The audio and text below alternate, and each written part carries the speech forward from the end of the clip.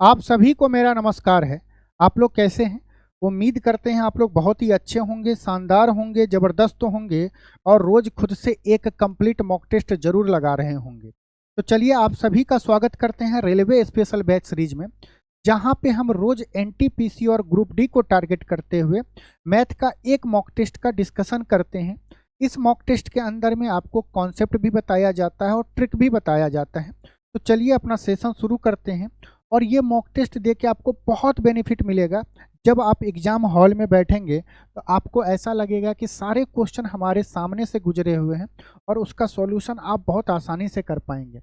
इस सीरीज में चलिए पहला क्वेश्चन है सेकेंड मॉक टेस्ट का, आपको करना है। क्वेश्चन में दिया गया है a sum becomes 26,400 after 2 years at simple interest of 5% per annum, find the सम।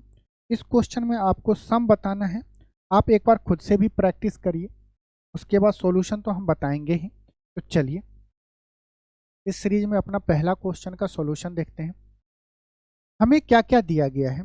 इसमें दिया गया है साधारण ब्याज 5% दिया गया है और 2 वर्ष के लिए दिया गया है। हमें दिया गया है अमाउंट दिया गया है 26,400 रुपया। हमें धनराशि बताना है। हमें क्या बताना है? प्रिंसिपल बताना है, मूलधन बताना है। हम कैसे करेंगे? तो देखिए रेट इंटू 5% इंटू 2 हम गुना करेंगे। क्या कर रहे हैं हम? आर इंटू टी परसेंट, मतलब कि आर परसेंट इंटू टी को गुना करेंगे तो कितना आएगा? 5 दूनी 10, 10% आए। 10% का फ्रैक्शन क्या होता है? तो आप बोलेंगे 1/10 होता है। 1/10 आ गया। जब आप सिंपल इंटरेस्ट में पढ़ रहे हैं तो ये फ्रैक्शन का मतलब होता है कि ये प्रिंसिपल है।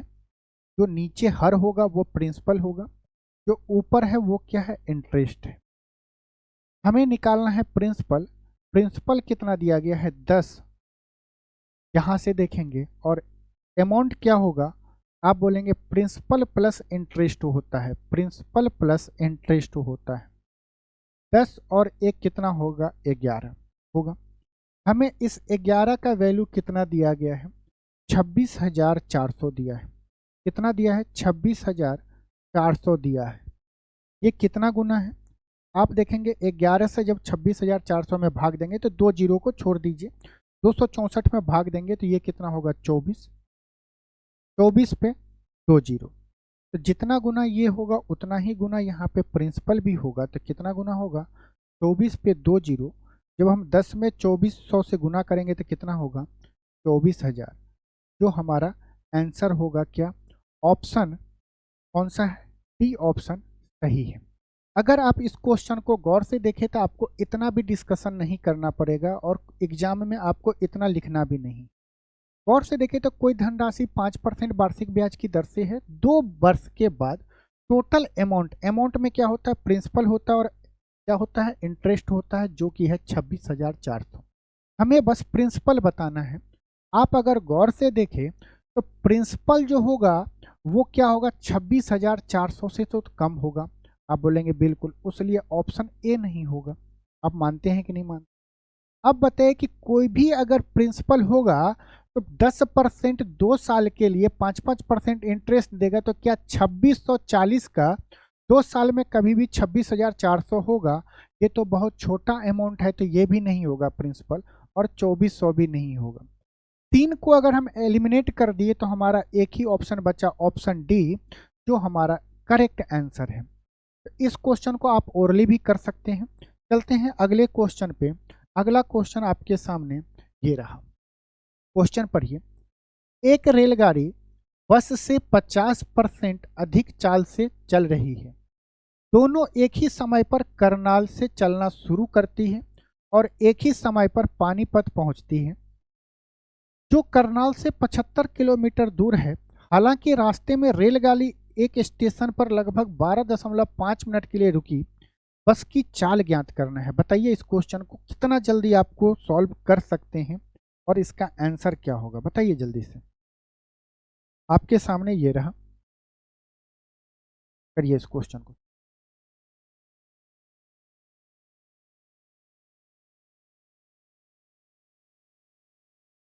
आपको जब हम यहाँ पे टाइम स्पीड डिस्टेंस का ये क्वेश्चन है।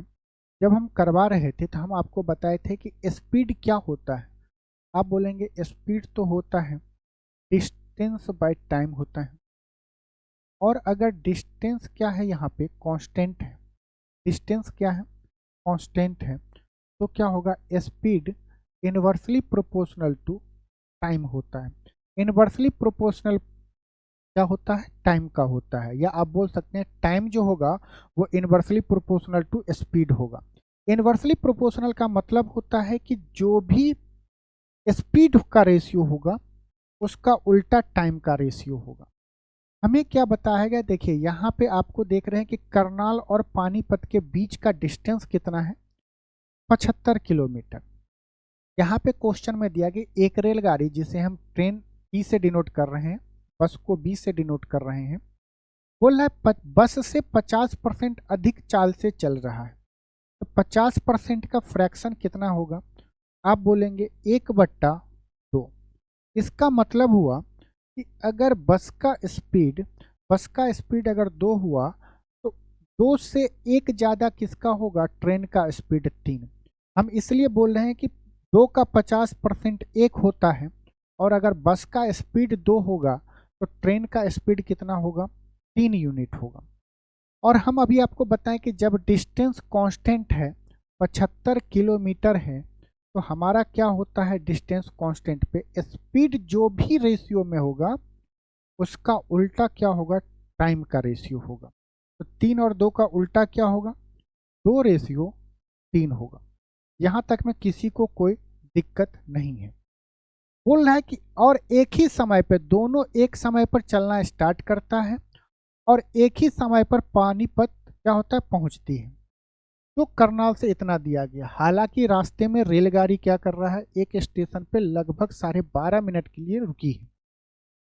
अगर आप गौर से देखें तो ट्रेन को 2 यूनिट लग रहा है, बस को 3 यूनिट लग रहा है। 1 यूनिट क्यों ज़्यादा लग रहा है, क्योंकि ट्रेन जो है किसी स्टेशन पे लगभग 12.5 मिनट के लिए वहाँ पे रुकी है। ये मानते हैं कि नहीं मानते हैं। अगर वो 12.5 मिनट के लिए नहीं रुकती तो क्या होता है कि ट्रेन अपना जल्दी पहुँच जाता, क्योंकि ट्रेन का स्पीड ज़्यादा है।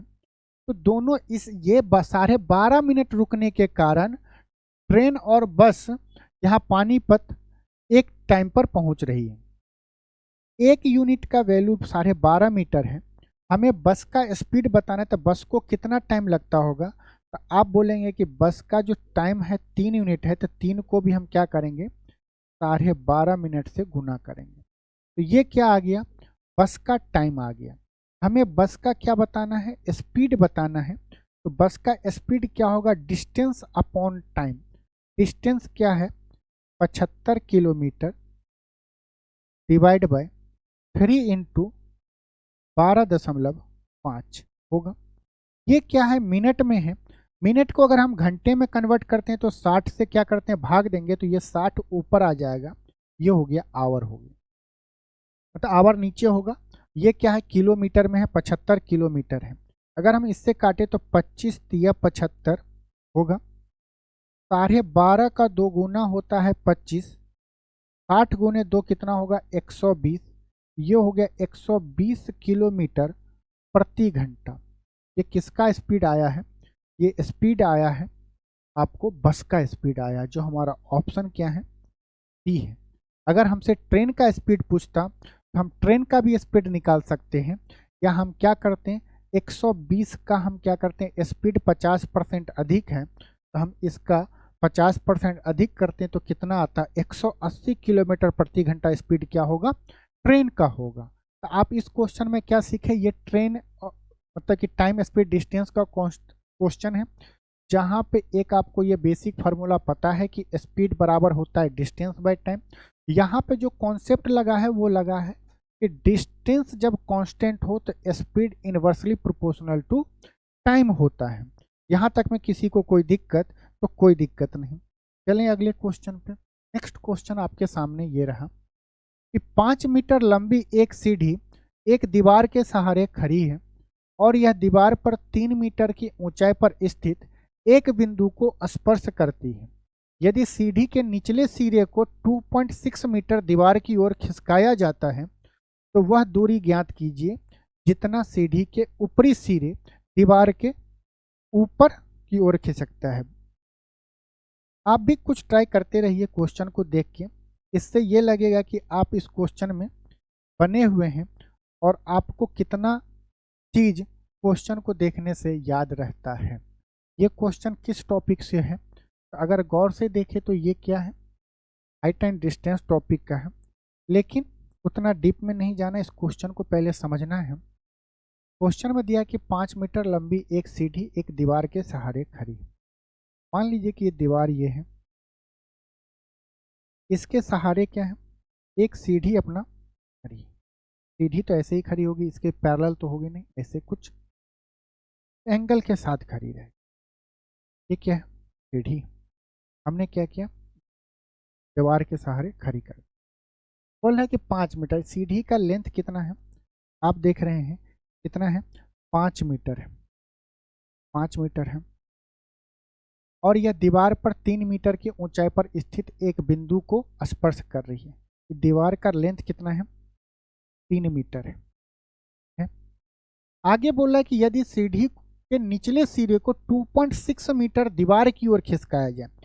अभी सीढ़ी यहाँ पे है, हम इस सीढ़ी को खिसका के क्या कर रहे हैं, यहाँ तक ला रहे हैं, मान लीजिए यहाँ तक 2.6 मीटर हमने क्या किया, और हम दीवार के क्लोज कर दिए। तो अब क्या होगा, अब अगर आप गौर से देखें तो यहाँ से इस सीढ़ी का जो लेंथ होगा वो, अगर ये इस आगे के दीवार के तरफ घिसक रहा है तो क्या होगा, ये इसका ऊपरी सिरा ऊपर की तरफ भागेगा। जब ऊपर की तरफ भाग रहा है तो ये कहाँ पे टिकेगा, ये आपको इस पॉइंट पे टिकेगा। हमें पूछ रहा है कि अब बताइए कि ये कितना हाइट ऊंचा होगा। जब हम 2.6 मीटर अगर सीढ़ी को हम आगे कर रहे हैं तो जो दीवार से कितना ऊंचा पे जाके सीढ़ी का एक बिंदु टच हो रहा है। आप अगर इसके बेस लाइन को अगर ड्रॉ करें, आप देखेंगे कि ये क्या है, एक राइट एंगल ट्रायंगल है, जिसमें आपको ये क्या है, ये रेड वाला क्या है, हाइपोटेनस है, ये क्या है, बेस है, ये क्या है, हाइट है। अगर हम गौर से देखें तो ये 5 मीटर है, या 3 मीटर है, तो ये क्या होता है, पाइथागोरस प्रमेय से ये आपको ट्रिपलेट याद होगा, तो 3 4 5 होता है, तो ये कितना हो गया, 4 मीटर हो गया। पूरा लेंथ 4 मीटर है और यहाँ से यहाँ तक का लेंथ कितना है, 2.6 मीटर। तो ये लेंथ कितना बचा था, आप बोलेंगे ये बचा है 1.4 मीटर। 4 मीटर में से 2.6 मीटर हम सब्ट्रैक्ट कर दिए तो कितना बचा, 1.4 मीटर। अब देखिए ये सीढ़ी का लेंथ, रेड वाला जो है ये भी आपको क्या है, सीढ़ी का लेंथ है, और ये ब्लैक वाला है ये भी सीढ़ी का लेंथ है, जिसका लेंथ कितना है, 5 मीटर है। लेंथ 5 मीटर है, ये क्या है आपको, हाइपोटेनस है। ये 1.4 क्या है, बेस है, और 3 मान लेते हैं कि यहाँ से यहाँ तक जो घसका होगा उसको हम x मान लेते हैं। आप गौर से देखेंगे तो ये छोटे वाले ट्रायंगल में, जिसको हम बोले ए बी सी, ये एक बड़ा ट्रायंगल हो गया। ए बी डी में ये भी एक क्या बन रहा है, राइट एंगल ट्रायंगल बन रहा है। यहाँ पे ए डी का स्क्वायर, यहाँ पे ए डी का स्क्वायर बराबर क्या होगा, ए बी का स्क्वायर प्लस बी डी का स्क्वायर होगा। अब बोलेंगे बिल्कुल होगा, यहाँ तक में किसी को कोई दिक्कत, तो कोई दिक्कत नहीं। ए डी का स्क्वायर क्या है, ये 5 मीटर है, 5 का स्क्वायर 25 होता है। ए बी कितना है, ए बी कितना है, 3 प्लस एक्स, हम लिखेंगे 3 प्लस एक्स का होल स्क्वायर। बी डी कितना है, 1.4 मीटर। 1.4 का स्क्वायर क्या होता है, 14 का स्क्वायर होता है 196। दशमलव है, स्क्वायर करने पे क्या होगा, दशमलव के बाद 2 डिजिट होगा तो 1.96 मीटर होगा।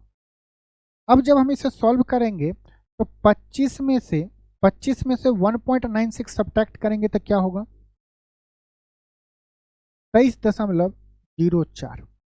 25 में से 2 घटा दीजिए तो 23 होगा, और 04 इसलिए होगा कि हमें तो 1.96 घटाना था, तो हमने क्या किया कि जब घटाएं तो होगा 23.04 इक्वल टू क्या होगा, 3 प्लस एक्स हम इस ब्रैकेट को स्क्वायर को खोलेंगे नहीं, ये स्क्वायर जब इस साइड आएगा तो ये रूट लगेगा।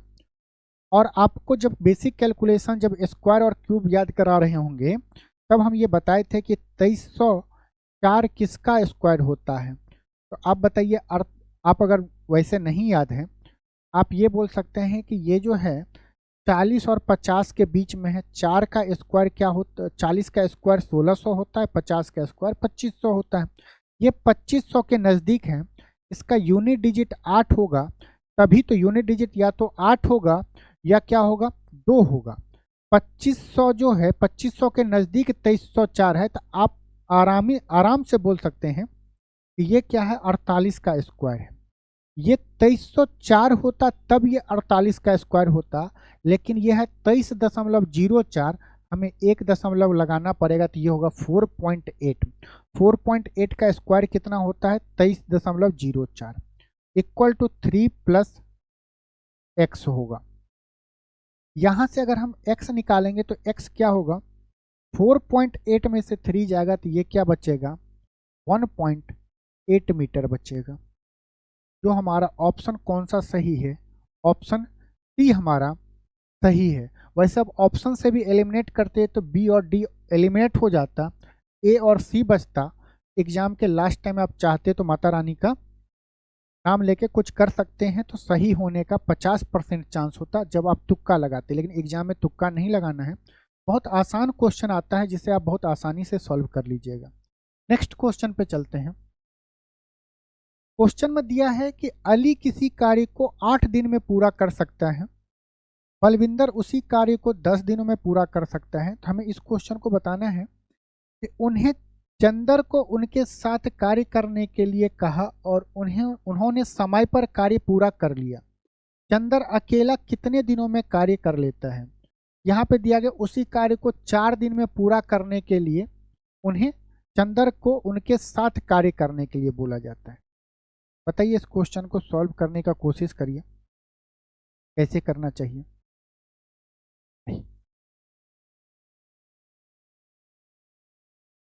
हम इस टाइप के क्वेश्चन को कैसे सॉल्व करेंगे। अली किसी कार्य को 8 दिनों में पूरा करता है। अली किसी कार्य को 8 दिनों में पूरा कर रहा है, हम लिख दिए। उसका तो बोला बलविंदर उसी कार्य को 10 दिनों में पूरा कर रहा है, बलविंदर का बी लिखेंगे, ये 10 दिनों में कार्य कर रहा है। उसी कार्य को, कार्य सेम है, उसी कार्य को 4 दिन में पूरा करने के लिए उन्होंने चंदर का उनके साथ कार्य करने के लिए कहा। मतलब अब क्या हुआ, अली, बलविंदर और चंदर जब तीनों मिलकर इस कार्य को कर रहा है तो कितना दिन में कर रहा है 4 दिन में। हमसे पूछ रहा है कि चंदर का कार्य बताना है। 8, 10 और 4 का एलसीएम लेंगे तो क्या होगा। आप बहुत आसानी से कर सकते हैं कि इसका एलसीएम 40 होगा, नहीं तो 8, 4 का एलसीएम 8 होगा और 8, 10 का एलसीएम कितना होगा 8, 5, 40 होगा। ये हमारा क्या आया, टोटल वर्क आया कितना 40 यूनिट। ये अगर 8 दिन में 40 यूनिट काम कर रहा है तो रोज कितना यूनिट काम करेगा 5 यूनिट। बलविंदर कितना यूनिट काम करेगा 4 यूनिट।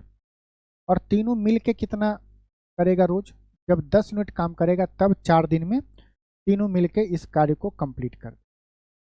हमें बताना है चंदर उस पूरे काम को कितने दिनों में कंप्लीट करेगा। तो यहाँ पे देखिए, अली का 1 दिन का काम करने की क्षमता 5 है, बलविंदर का 4 है, 5 और 4 9, हमें 10 बताना है तो चंदर का कितना होगा 1। चंदर रोज 1 यूनिट काम करता है तो चंदर को कितना टाइम लगेगा। आप बोलेंगे टोटल वर्क है 40 अपॉन, अगर उसके इफ़िशियंसी से हम भाग दे देंगे ये आ जाएगा 40 दिन। मतलब अगर उसी काम को चंदर अकेले करता है तो कितने दिनों में करेगा 40 दिन में, जो हमारा ऑप्शन बी सही है। चलिए अगले क्वेश्चन पे। इस क्वेश्चन को समझिए, बहुत आसान क्वेश्चन है, टाइम एंड वर्क का क्वेश्चन था। आइए क्वेश्चन को करिए। इस क्वेश्चन को बोला गया है कि अनुज अपने बगीचे में 5625 पौधे इस प्रकार लगाता है कि पंक्तियों की संख्या और प्रत्येक पंक्ति में पौधों की संख्या समान रहती है। प्रत्येक पंक्ति में पौधों की संख्या ज्ञात करिए। अब ये बताइए कि जैसे अगर हम आपसे बोले कि 4 पौधे हैं तो आप बताइए कि प्रत्येक पंक्ति में क्या बोले, पंक्तियों की संख्या और प्रत्येक पंक्तियों में पौधे की। 4 पौधे हैं, हम ऐसे कितने पंक्तियां बनाएं जिसमें पंक्तियों की संख्या और हर उस पंक्ति में पौधों की संख्या बराबर होगा। तो देखिए जब 4 है ना, तो इसका आप क्या करिए, जब स्क्वायर करिएगा तो ये क्या होता है, 2 का स्क्वायर मतलब 2 गुने 2। तो ये माने कि 2 पंक्ति होना चाहिए और उस हर पंक्ति में अगर 2-2 ट्री होगा तो क्या होगा, हमारा 4 पौधा लग जाएगा। उसके लिए हमें क्या करना पड़ता है, 2 पंक्तियां बनाना पड़ता है। तो जब इस टाइप के क्वेश्चन हो तो जो क्वेश्चन दिया गया उसका आप क्या करिए, स्क्वायर कर लीजिए। अगर हम 5625 का स्क्वायर करते हैं, स्क्वायर रूट करना है 5625 का, जब हम स्क्वायर रूट करेंगे तो आप सब लोग बताइए कि 5625 किसका स्क्वायर रूट है या 5625 किसका स्क्वायर है। जब लास्ट में 25 दिख रहा है मतलब कि कोई ऐसा नंबर होगा जिसका इकाई का स्थान क्या होगा, 5 होगा। अब मामला फंस रहा है कि 56, तो हम 56 को ऐसे 2 लगातार नंबर में तोड़ते हैं जिसका गुणनफल क्या आना चाहिए, 56। तो आप बोलेंगे 8 7 56 या 7 8 56 होता है। इस दोनों को लगातार ऐसे नंबर में तोड़ना है जो लगातार नंबर होना चाहिए जिसका गुना करने पे हमें 56 मिल जाना चाहिए। जब ये मिल गया तो इसका छोटा वाला नंबर लेना है और ये यहाँ पे चिपका देना है। मतलब कि 5625 किसका स्क्वायर है, 75 का है। ये मतलब 75 गुना 75 हो गया। स्क्वायर मतलब तो यही हो गया कि एक संख्या को फिर उसी संख्या से गुना करेंगे तो वो स्क्वायर हो जाता है। ये 75 गुने 75 का मतलब हुआ कि यहाँ पे पंक्तियों की संख्या, नंबर ऑफ पंक्तियों की संख्या कितना होगा, नंबर ऑफ पंक्तियों की संख्या 75 होगा और हर पंक्तियों में कितना ट्री लगेगा, number of tree, number of tree कितना होगा, नंबर ऑफ ट्री कितना होगा, 75 होगा। हमसे पूछ रहा है कि प्रत्येक पंक्तियों में पौधों की संख्या ज्ञात करी तो कितना होगा, 75। ऑप्शन डी हमारा सही है। अगर यहीं पे पूछ लेता कि पंक्तियों की संख्या क्या है तो पंक्तियों की संख्या भी क्या होता, 75 ही होता। ये बहुत आसान क्वेश्चन था। स्क्वायर और क्यूब पे बेस आपको क्या किया, लैंग्वेज में क्वेश्चन दे दिया। अब इस क्वेश्चन को करिए। क्वेश्चन में दिया कि looking at the following figure where angle B and D are 7x - 30 degree and 5x degree respectively. Angle B का वैल्यू दिया गया 7x - 30 डिग्री और एंगल डी का वैल्यू दिया गया। तो हमें बताना है x का वैल्यू क्या होगा। ये पैरेललोग्राम बना हुआ है। पैरेललोग्राम का क्या होता है प्रॉपर्टी, आमने सामने वाले एंगल क्या होंगे, बराबर होंगे। यहाँ पे एंगल बी एंगल डी के बराबर होगा, एंगल ए एंगल डी के बराबर होगा। हमें क्या करना है, इक्वल करना है। तो 7x - 30 डिग्री इक्वल टू क्या होगा, 5x डिग्री। ये इस साइड आएगा तो 2x हो जाएगा और 30 उस साइड आएगा तो प्लस का हो जाएगा। x का वैल्यू कितना होगा, 15 डिग्री। हमारा आंसर क्या आया, ऑप्शन ए हमारा सही होगा। ये पैरेललोग्राम का था। एक प्रॉपर्टी बेसिक था कि पैरेललोग्राम के आमने सामने वाली कोण का जो वैल्यू होता है वो बराबर होता है। तो उस पर बेस क्वेश्चन था। नेक्स्ट क्वेश्चन पढ़िए। नेक्स्ट क्वेश्चन में दिया है कि 10% की छूट घोषित करने के बाद 25% लाभ प्राप्त करने के लिए दुकानदार को 360 क्रय मूल्य वाली वस्तु पे कितना मूल्य अंकित करना पड़ेगा। करिए इस क्वेश्चन को, आप भी ट्राई करते रहिए।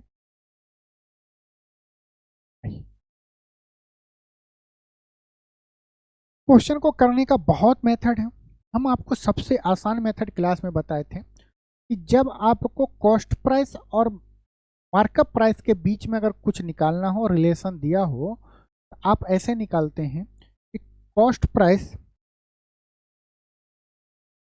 प्राइस और मार्कअप प्राइस के बीच का जो रेशियो होगा वो क्या होगा, cost price 100 minus discount percent होता है। मार्कअप प्राइस का रेशियो क्या होगा, 100 प्लस प्रॉफिट परसेंटेज होता है। ये भी क्या होगा, रेशियो में होगा। कॉस्ट प्राइस के नीचे हम लिखेंगे 100 minus discount percentage, markup price के नीचे लिखेंगे 100 प्लस प्रॉफिट परसेंटेज, डिस्काउंट कितना दे रहा है 10% का, तो 100 में से अगर 10 घटाएंगे तो ये क्या होगा 90 रेशियो। प्रॉफिट कितना कमाना के बाद 25% लाभ करने के लिए प्रॉफिट कितना है 25%, ये हो गया 125। हमसे पूछ रहा है कि मार्कअप प्राइस क्या होगा अगर उसका कॉस्ट प्राइस कितना है 360। 90 का वैल्यू कितना दिया गया है 360 रुपया, कितना गुना 4 गुना है, तो 125 का भी 4 गुना कितना होगा। 125 का टेबल याद है, नहीं याद है, 4 को 2 पार्ट में तोड़ो, 2 गुने 2, 125 का डबल 250 होता है, 250 का डबल कितना होगा 500 होगा। हमारा आंसर क्या हो गया कि 360 वाले वस्तु का कॉस्ट प्राइस पे ये सब करने के लिए हमें मार्कअप कितना करना पड़ेगा 500। ऑप्शन हमारा सी सही है। अगले क्वेश्चन पे अगर चलते हैं, अगला क्वेश्चन क्या दिया है, करिए इस क्वेश्चन को। क्वेश्चन में देखिए, यदि नीचे दिए गए आंकड़ों के आधार पर पाई चार्ट बनाया जाए, डीआई का क्वेश्चन दिया गया, आपको पाई चार्ट बनाना है। उसमें आपको पाई चार्ट में बताना है कि जो फूड वाला है को दिखाने के लिए वो सर्कल जो बनेगा उसमें वो केंद्र पे कितने डिग्री का कोण बनाएगा। देखिए क्वेश्चन में इस टाइप से आप देखेंगे पाई चार्ट में, ये पाई चार्ट में सर्कल वाले जब क्वेश्चन आते हैं तो इस टाइप के बने रहते हैं डीआई में। उसमें आपसे पूछा जाता है कि इस पे हर एक चीज को इस तरह से दिखा, यहाँ से सेंट्रल से क्या करेगा एंगल बनाएगा 1 2 3 4 5, तो इसमें क्या करता है 5 सेक्टर बना देता है, बना दिया 1 2 3 4 और 5 सेक्टर बना दिया। हर एक सेक्टर में एंगल दिया रहता है, वो एंगल रिप्रेजेंट करता है कि इतने डिग्री का वैल्यू इतना दिया गया है, इतने डिग्री का वैल्यू इतना दिया गया। तो हमसे पूछ रहा है कि फूड जो है 400 है, इसको हम इस सेक्टर में कैसे दिखाएंगे। तो बताइए कि अगर हम ये टोटल जो है जो आइटम दिया गया है एजुकेशन फूड रेंट इलेक्ट्रिसिटी और मिसलेनियस, उसका वैल्यू दिया गया, इस टोटल को जोड़ेंगे तो इस सेक्टर पे तो 360 डिग्री बनता है, तो 360 डिग्री का वैल्यू कितना होगा। देखिए 360 डिग्री का वैल्यू क्या होगा, एंगल इक्वल टू ये वैल्यू अगर जो करेंगे तो जोड़ेंगे 400 एक 500, 5 2 7 एक 800 और 900 और 6 और 40 कितना होगा 100, मतलब 1000। 360 डिग्री का वैल्यू कितना है 1000। हमें बताना है कि जो फूड है फूड कितने डिग्री का एंगल बनाएगा। तो इससे अगर 1 0 काट दें तो 100 रिप्रेजेंट कर रहा है 36 डिग्री को, हमें 400 बताना है, मतलब 100 को 4 गुना करना है। तो 400 कितने को रिप्रेजेंट करेगा, तो 36 का भी 4 गुना कितना होगा, 36 का 4 गुना कितना होगा, तो 36 चौक कितना होता है 144। मतलब कि जो सेक्टर होगा, जैसे मान लीजिए हम इसको मान लेते, ये 144 डिग्री जो रिप्रेजेंट कर रहा है ये फूड को रिप्रेजेंट कर रहा है।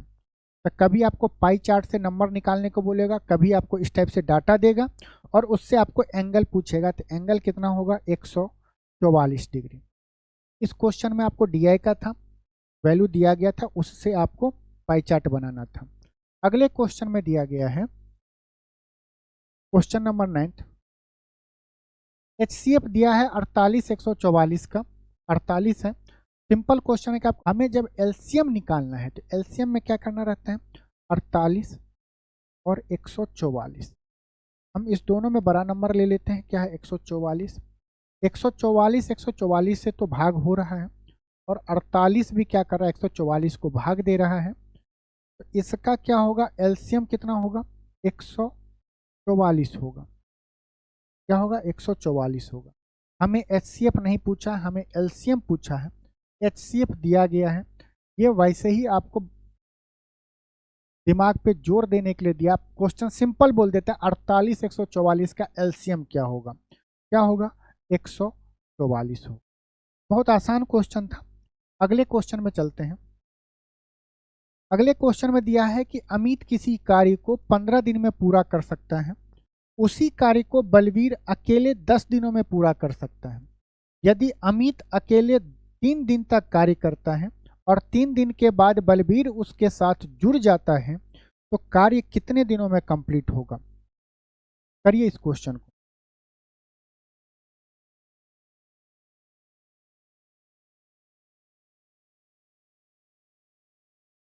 अमित कितने दिनों में काम कार्य को करता है? या हम आपको बताए थे कि जब आपको दो चीज दिया गया हो, तीन चीज के लिए भी बताए थे, जब दो का वैल्यू दिया गया है दिन में, हम इसका डायरेक्ट इफिशियंसी निकाल लेते हैं। तो अनिल और बलवीर का इफिशियंसी का रेशियो क्या होगा? इफिशियंसी का रेशियो क्या होगा? जो अमित का कार्य होगा वो बलवीर का इफिशियंसी बताएगा, और जो बलवीर जितने दिनों में काम करेगा वो अमित का इफिशियंसी बताएगा। और हम इसका रेशियो ले लेते हैं, तो 15 और 10 का रेशियो क्या होगा? तो आप बोलेंगे 5 तिया 15, 5 दूनी 10। अमित का जो 3 यूनिट आया है रेशियो में, वो बलवीर का इफिशियंसी बताएगा, और जो बलवीर का दिन का रेशियो आया वो अमित का क्या बताएगा? इफिशियंसी बताएगा। हम यहाँ से निकाल लेते हैं टोटल वर्क। टोटल वर्क कितना होता है? Day into efficiency. या तो आप अमित से टोटल वर्क निकाल लीजिए या बलवीर से निकाल लीजिए। अमित रोज अगर 2 यूनिट काम कर रहा है, 15 दिनों में कितना यूनिट काम करेगा? 30 यूनिट काम करेगा। अर्थात टोटल वर्क कितना आ गया? 30 आ गया। क्वेश्चन में दिया कि यदि अमित अकेला 3 दिनों तक काम करता, मान लीजिए काम यहाँ से स्टार्ट हुआ और यहाँ पे खत्म हो गया, अमित क्या क्या अकेले 3 दिनों तक काम कर रहा है? अमित क्या कर रहा है? अकेले 3 दिनों तक काम कर रहा है। अमित अकेले 3 दिनों तक काम कर रहा है। उसके बाद जो बचा हुआ काम होगा उसमें अमित और बलवीर साथ मिलकर कार्य कर रहा है। 3 दिन के बाद, मतलब 3 दिन के बाद वो कार्य में बलवीर जुड़ा है। हमसे पूछ रहे तो कार्य कितने दिनों में पूरा हो सकता है? इस टाइप के क्वेश्चन को करने का है ये मेथड बेस्ट होता है कि जैसे यहाँ पे अमित 3 दिन अकेले कार्य कर रहा है और यहाँ पे बलवीर के साथ है, तो जो 3 दिन बलवीर नहीं काम यहाँ पे कर रहा है, तो हम चाहते हैं कि यहाँ पे बलवीर को भी काम करवा दे। अगर बलवीर को काम कराएंगे तो बलवीर 3 दिन तक एक्स्ट्रा काम कर रहा है, एक दिन में 3 यूनिट काम कर रहा है, तो 3 दिन में कितना यूनिट काम करेगा? तो आप बोलेंगे 3 तिया 9। बलवीर 9 यूनिट काम कर रहा है, जबकि हमें बलवीर को काम नहीं करवाना है। हमें ए और ए प्लस बी मिलके हमें 30 यूनिट काम करवाना था। बलवीर को हम क्वेश्चन को आसान करने के लिए ले आए हैं, तो जो टोटल वर्क है उसमें हम 9 जोड़ देंगे, तो अब क्या हो गया? 39। यह 39 क्या कर रहा है? शुरू से लेके अंत तक अमित और बलवीर साथ में काम कर रहा है। टोटल वर्क कितना हो गया? अब 39। इसको कितना कर रहा है? अमित और बलवीर।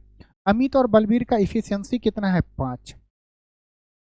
तो टोटल वर्क अपॉन इफिशियंसी करेंगे, इसको अगर सॉल्व करेंगे तो क्या होगा? 7 पच्चे 35, ऊपर में क्या बचेगा? 4 बट्टा 5 दिन। ये क्या है कि अमित और बलवीर शुरू से लेके अंत तक जो काम करेंगे कितने दिन में कंप्लीट होगा? 7 सही 4 बट्टे 5 दिन। ऑप्शन हमारा 30 सही है। अगले क्वेश्चन पे चलें। अगला क्वेश्चन दिया गया है कि एक वृत्ताकार मार्ग पर चलते हुए अंश को एक चक्कर पूरा करने में 18 मिनट लगते हैं और इसी चक्कर को पूरा करने में सिद्धि को 12 मिनट लगते हैं। यदि वे एक ही बिंदु से और एक ही समय पर चलना आरंभ करते हैं तो वो कितने समय के बाद आरंभिक बिंदु पर दोबारा मिलेंगे? देखिए, इस टाइप के क्वेश्चन में आपको जो 18 और 12 दिया गया, आपसे सिंपल पूछ रहा है 18 और 12 का एलसीएम बताइए क्या होगा? 18 12 का एलसीएम क्या होगा? 36, और यहाँ पे टाइम में दिया था 36 मिनट। इसका मतलब हुआ कि जब वो ये दोनों यहाँ से स्टार्ट करेंगे, 18 मिनट वाला एक बंदा यहाँ से स्टार्ट करेगा और दूसरा 12 मिनट वाला स्टार्ट करेगा, तो एक बार यहाँ मिला, चक्कर लगाया, अब जो दूसरा बार मिलेगा, जहाँ पे भी मिले, इस बिंदु पे मिले, तो कितने मिनट के बाद? ये क्या होगा? 36 मिनट के बाद यहाँ पे पहुँचेगा। 36 मिनट में 18 मीटर वाला 2 बार चक्कर लगाएगा और 12 मिनट वाला 3 बार चक्कर लगाएगा, तो दोनों कितने मिनट के बाद मिल रहे हैं? 36 मिनट के बाद। हमारा ऑप्शन क्या है? सी है। इस टाइप के क्वेश्चन को अगर लैंग्वेज को पढ़ेंगे तो आपको इस टाइप में एलसीएम लेना रहता है, तो यहाँ पे ये एलसीएम का क्वेश्चन हो गया। अगला क्वेश्चन देखिए, क्वेश्चन को पढ़िए, सॉल्व करिए। Which of the following number has a terminating decimal? Terminating decimal क्या होता है पहले आप ये बताइए, जिसे हम शांत दशमलव बोलते हैं। क्या होगा टर्मिनेटिंग डेसिमल? तो देखिए, टर्मिनेटिंग डेसिमल क्या होता है कि उसका जब दशमलव के बाद जो वैल्यू आएगा वो फाइनाइट होगा। जैसे हम बोले 1/4, 1/4 को अगर हम भाग दे के हम लिखना चाहें तो क्या लिखेंगे 0.25। ये क्या हो गया टर्मिनेटिंग डेसिमल हो गया, मतलब जैसे हम शांत बोलते हैं कि ज़्यादा उछल कूद नहीं करता, फाइनाइट देता है। ये क्या गया 1/3, अगर हम इसे करेंगे तो क्या होगा 0.33। ये आ गया नॉन टर्मिनेटिंग रिपीटिंग डेसिमल, मतलब कि नॉन टर्मिनेटिंग लग गया, मतलब ये शांत नहीं है, ये इनफाइनाइट जा रहा है। और हमने रिपीटिंग इसलिए लगाया कि ये क्या रिपीट हो रहा है, तो ये हो जाएगा नॉन टर्मिनेटिंग रिपीटिंग डेसिमल। ये हो गया टर्मिनेटिंग डेसिमल जिसका दशमलव का फाइनाइट होगा। तो देखिए 15/600 अगर हम इसे काटें तो क्या होगा 1/40। 1/40 क्या होता है, 1/40 क्या होगा, आप बोलेंगे अगर हम इसे दे तो ऊपर नीचे 25 से भाग गुना और कर दे ऊपर नीचे, तो नीचे क्या हो जाएगा 1000, ऊपर में हो जाएगा 25। ये क्या 0.25, ये क्या है फाइनाइट आ रहा है, मतलब कि उछल कूद नहीं मचा रहा, इसके बाद कुछ नहीं आ रहा। हमारा ऑप्शन यही होगा, सी होगा। हम चेक करके देख लेते हैं, पहला ही दिया गया था जिसको लिए थे, ये हमें टर्मिनेटिंग आ गया। आप देखिए 77/210 है, अगर हम इसे सॉल्व करें तो ये आएगा 11/30 आएगा। जब हम इसे सॉल्व करेंगे तो 1/3, 1/3 क्या होता है 0.3333 होता है, जो क्या है नॉन टर्मिनेटिंग है, अपॉन इंटू 1.1। ये तो नॉन टर्मिनेटिंग देगा, ये टर्मिनेटिंग नहीं हो सकता है। यहाँ पे अगर हम 7/2 का स्क्वायर गुने 7 का स्क्वायर करेंगे, 1 7 से 1 7 कट गया। यहाँ पे क्या बच्चा 1/4 गुने 7 बच्चा। अगर आप इसको मौखिकी रूप से देखेंगे 1/4 क्या होता है 0.25, ये तो टर्मिनेटिंग है। लेकिन 1/7 क्या होता है 0.14, क्योंकि ये इसलिए याद रहता है 1/7 का परसेंटेज मान तो आप लोग निकालते हैं 0.142857 होता है। और ये क्या है रिपीट करता रहता है, फिर इसके बाद रिपीट करेगा 14 28 57। तो ये भी क्या होगा, ये भी नॉन टर्मिनेटिंग होगा, ये भी क्या होगा नॉन टर्मिनेटिंग होगा। अभी हम नॉन टर्मिनेटिंग का दो पार्ट होता है, एक होता है रिपीटिंग, एक होता है नॉन रिपीटिंग। हम सीधे लिख रहे हैं कि ये भी नॉन टर्मिनेटिंग होगा, इसी तरह ये भी क्या होगा नॉन टर्मिनेटिंग होगा। जब 3 नॉन टर्मिनेटिंग है तो एक जो हम ये निकाले हैं ये क्या है टर्मिनेटिंग है। हमारा ऑप्शन क्या होगा सी होगा। एग्जाम हॉल में जरूरी नहीं है कि आपको हर एक को चेक करना, जब एक ही मिल गया और पहला ही मिल गया तो हम आगे क्यों चेक करें। दो देगा तो वो एग्जामिनर हर एक इंसान को बोनस देगा। अगला क्वेश्चन दिया है कि let F X equal to X square in R then the range of F will be. इस टाइप के क्वेश्चन में हमें क्या करना रहता है, एक्स के जगह पे जैसे हम बोले एफ ऑफ 0 या एफ ऑफ 1 क्या होगा, आप बोलेंगे कि एक्स के जगह पे अगर 1 रखेंगे तो 1 का स्क्वायर कितना होगा 1। अगर हम 2 रखेंगे तो 2 का स्क्वायर क्या होगा 4। अगर हम 3 रखेंगे एक्स के जगह पे तो 3 का स्क्वायर क्या होगा 9 होगा। अगर हम 0 रखेंगे तो क्या होगा 0 का स्क्वायर 0 होगा। तो ये आ गया कि एफ ऑफ का रेंज क्या होगा 0 1 4 9, पॉजिटिव नंबर आ रहा है। इंटीजर होगा नहीं होगा, इंटीजर क्या होता है पता है -∞ to +∞। Non negative number, positive real number, negative real number. पहले हम ऑप्शन डी पे बात करें, निगेटिव रियल नंबर क्यों नहीं होगा, क्योंकि जब हम x के जगह पे कोई भी वैल्यू रखेंगे और उसका जब स्क्वायर करेंगे तो वो हमेशा पॉजिटिव देगा। जैसे -2 का स्क्वायर क्या होगा 4 स्क्वायर, -3 का स्क्वायर क्या होगा 9 स्क्वायर, प्लस होगा। तो निगेटिव रियल नंबर तो होगा नहीं। अब कंफ्यूजन है कि नॉन निगेटिव नंबर होगा या पॉजिटिव रियल नंबर होगा। क्या होगा नॉन निगेटिव नंबर होगा या पॉजिटिव रियल नंबर होगा। पॉजिटिव रियल नंबर क्या होता है 1 2 3 सो एंड सो इन्फिनिटी। और नॉन नेगेटिव नंबर क्या होता है जिसमें इंक्लूड होता है 0 1 2 3 सो एंड सो। हम देख रहे हैं अगर 0 का स्क्वायर कर रहे हैं तो 0 आ रहा है। ये बताइए कि इसमें तो 0 है तो ये क्या पॉजिटिव रियल नंबर होगा कि नॉन नेगेटिव नंबर होगा। तो नॉन नेगेटिव नंबर होगा।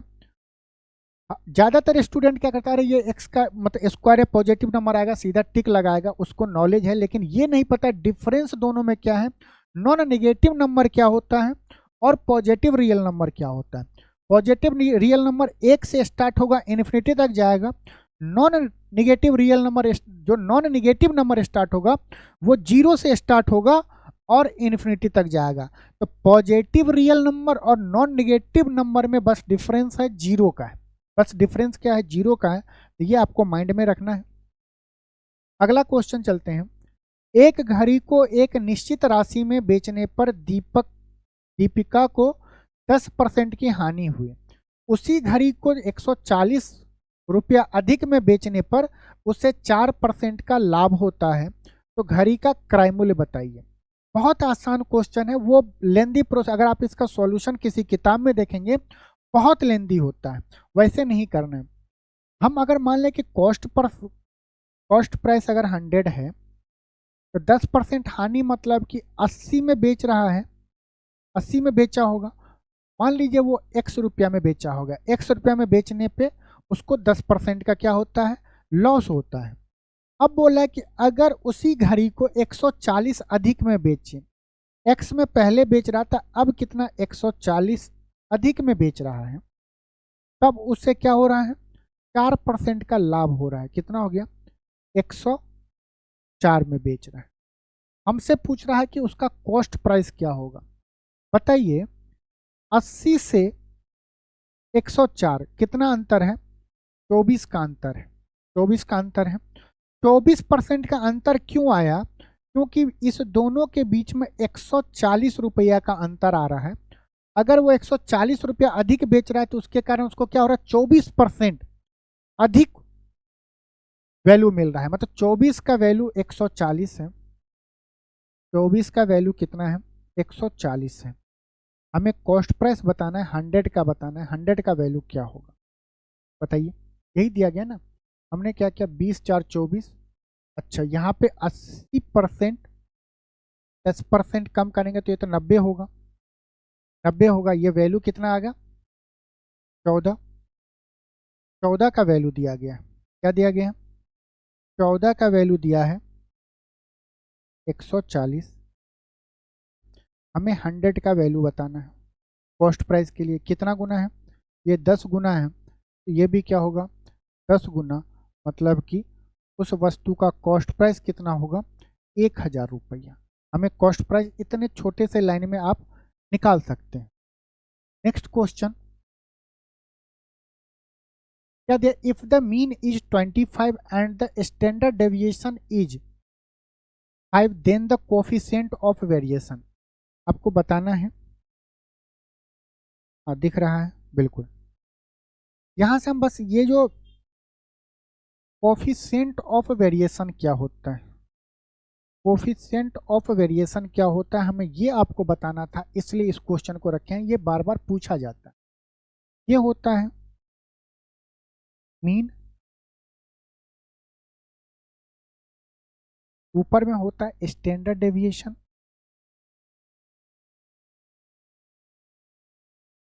स्टैंडर्ड डेविएशन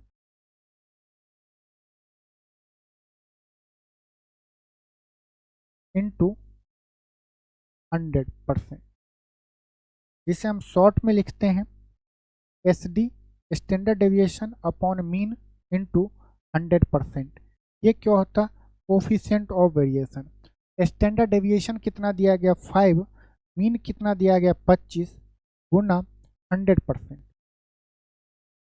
काटेंगे तो बचे 25, कितना आया 20%। हमारा आंसर कौन सा होगा, ऑप्शन सी हमारा सही है। अगले क्वेश्चन में देखिए, द फ्रैक्शन दिया गया, इसे हमें असेंडिंग ऑर्डर में सजाना है। हम क्या करते हैं कि गैप निकालते हैं, या भाग देके, भागू नहीं देना, गैप देखिए। 1 और 3 का गैप कितना है, 2 का। 2 और 5 का गैप कितना का है, 3 का। 4 और 7 का गैप कितने का है, 3 का है। देखिए गैप यहाँ पे अलग अलग है, जिसका गैप सेम है अगर हम उसमें देखें तो जिसका गैप सेम होता है और अंश जिसका बड़ा होगा वो वैल्यू बड़ा होगा। तो देख रहे हैं कि 4 और 2 में 4 बड़ा है, तो हम क्या होगा 4/7। असेंडिंग ऑर्डर में मतलब बढ़ते हुए क्रम में लिखेंगे। 4/7 सबसे बड़ा है इस दोनों में, उससे पहले क्या होगा 2/5, मतलब 4/7 और 2/5 में बड़ा कौन सा है 4/7, 2/5 उससे छोटा है। हमें असेंडिंग ऑर्डर में सजाना, तो ऑप्शन में देखिए कि 2/5 के बाद 4/7 किस में आ रहा है। तो अगर आप गौर से देखें तो 2/5 इसमें नहीं है लेकिन 4/7 के बाद है। हमें इस ऑर्डर में लिखना है 2/5 के बाद 4/7, 2/5 4/7 ये होगा।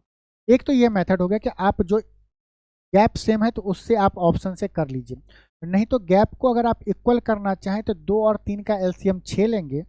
अगर हम इस गैप को 6 बनाना चाहते हैं तो हमें क्या करना पड़ेगा, 3 से गुना करना पड़ेगा। तो ऊपर क्या आया 3, यहाँ पे क्या आया 8, यहाँ पे क्या आया 4 आया। अब देखिए जिसका अंश बड़ा होगा, मतलब कि जिसका अंश बड़ा होगा वो सबसे बड़ी संख्या होगी, जिसका अंश छोटा होगा वो सबसे छोटी संख्या होगी। सबसे छोटी संख्या कौन सा होगा 3, फिर क्या होगा 4, फिर क्या होगा 8। 3 कब आया जब 1/3 फ्रैक्शन था, 4 कब आया जब फ्रैक्शन 2/5 था, और 8 कब आया जब फ्रैक्शन कितना था 4/7। तो हमारा ऑर्डर क्या होगा 1/3, 2/5, 4/7, ऑप्शन सी हमारा सही है। नेक्स्ट क्वेश्चन है, इस क्वेश्चन को करिए।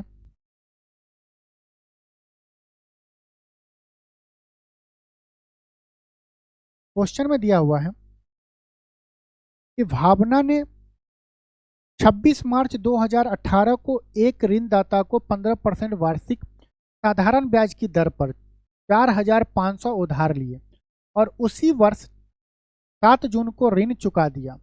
उसे अपने ऋण को चुकाने के लिए कितनी राशि का भुगतान करना पड़ रहा है, कैसे क्वेश्चन करें। देखिए यहाँ पे आप देखिए 26 मार्च से 7 जून, उसी साल में 2018 में मार्च से जून के बीच का आपको पूछा है कि कितना इंटरेस्ट दिया होगा, इंटरेस्ट प्लस टोटल कितना चुकता करेगा। ये जो 15% जो है वार्षिक इनकम है। अब आप ये मत करिए कि इसको परसेंटेज को दिन में कन्वर्ट करिए, नहीं करना है। एक साल में 15% दे रहा है, एक साल में कितना दिन होता है, आप बोलेंगे 365 दिन होता है। 365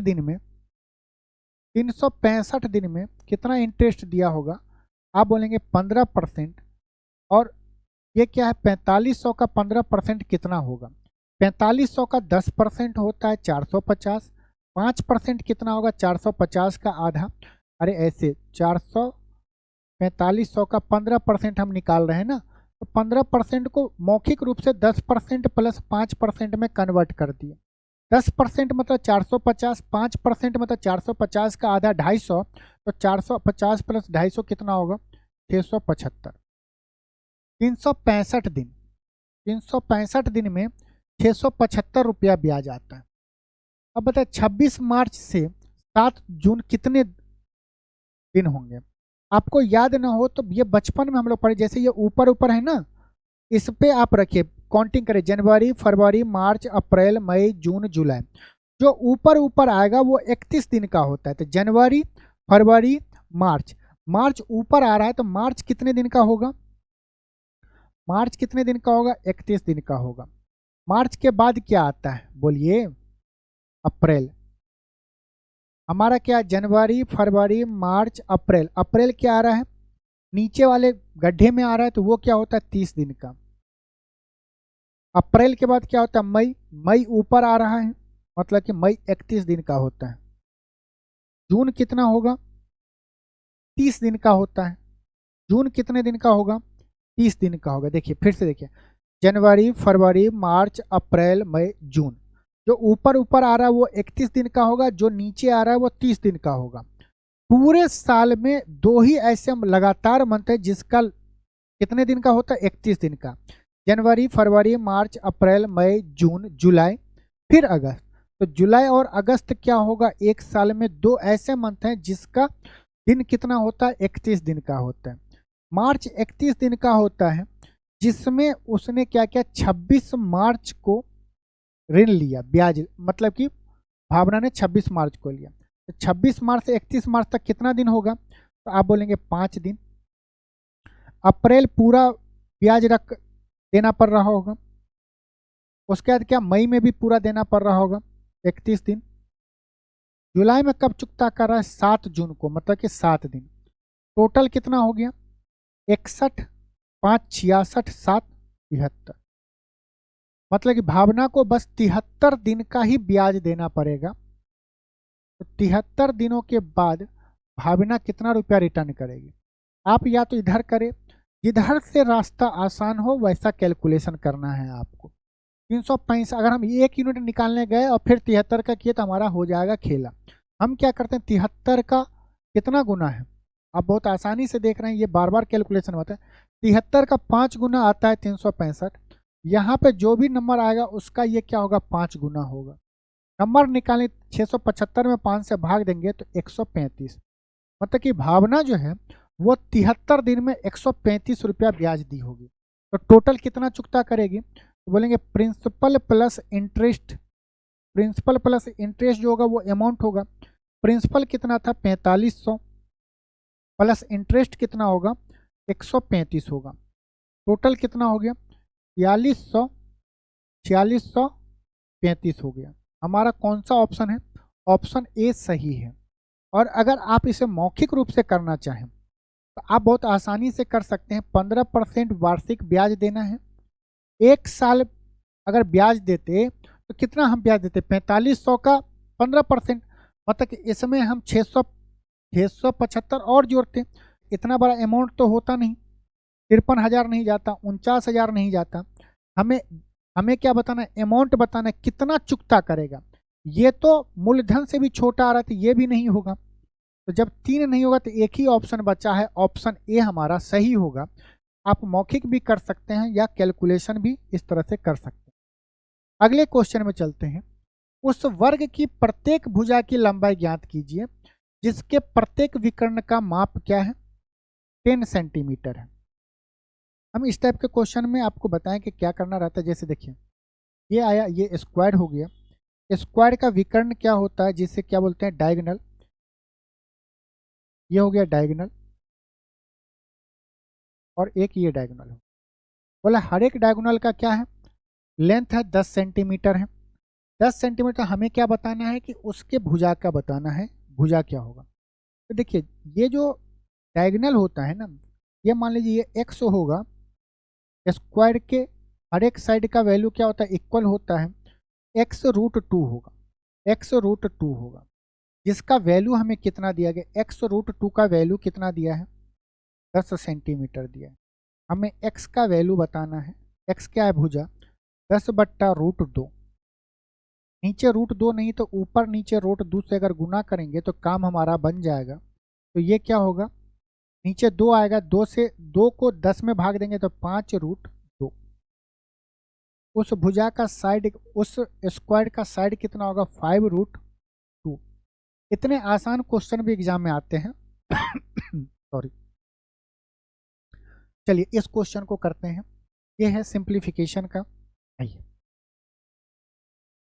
ये क्वेश्चन आपके स्क्रीन पे होगा, आप इसे कैसे सॉल्व करेंगे? स्क्रीन पे भी क्या करेंगे? ये 5 से 5 काटेंगे, 7 से 7 काटेंगे, 3 से 9 को गया 3 बार में। बोलेंगे सर स्क्रीन पे आपके तरह हम पेन नहीं चला पाएंगे, तो आप नज़र से ही करेंगे। 5 से 5 गया, 7 से 7 गया, 3 से 9 को काटे तो 1/3। याद नहीं रहेगा उसके लिए आप 1/3 लिख दीजिए, फिर प्लस लिख दीजिए। लिख दिए। हमें पता है बोर्ड मास का रूल यूज करना है। हम क्या किया कि ये जो अलग पार्ट था हम इसको सॉल्व कर लिए। ये ब्रैकेट के अंदर में पहले इसे सॉल्व करेंगे और ये ब्रैकेट के अंदर में इसे सॉल्व करेंगे। हम बताए हुए सिंप्लीफिकेशन में जब मिक्स फ्रैक्शन का क्वेश्चन हो, यहाँ पे माइनस में तो 4 में से 3 जाएगा तो कितना बचेगा? 1 बचेगा। 4 और 3 का एलसीएम कितना होता है? 12 होता है। 12 नीचे जाएगा। ये कितना? 9 में से 4 गया तो 5। इस टोटल पार्ट को सॉल्व किए तो हमें क्या आया? 1 सही 5/12। ये क्या? भाग है। डिवाइड को अगर हम गुना में कन्वर्ट करेंगे, भाग को अगर हम गुना में कन्वर्ट करेंगे तो ये पूरा संख्या पलट जाएगा। मतलब जो नीचे आएगा वो गुना करने पे ये ऊपर चला जाएगा, ऊपर वाला चीज नीचे आएगा। तो 5 और 4 का एलसीएम कितना होता है? 20।